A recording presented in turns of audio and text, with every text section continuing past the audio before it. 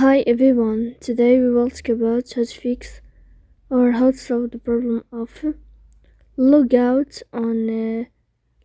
problem on the application of Google Maps. You click on settings.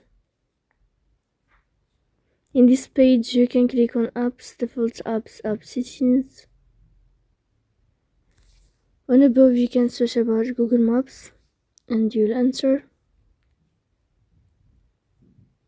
Here in this page you can click on first step and you can click OK. After that you'll enter the storage. Here you can click clear cache. In the end you can turn on your airplane mode and you can turn off your airplane mode again. So please don't forget to support us by like and subscribe.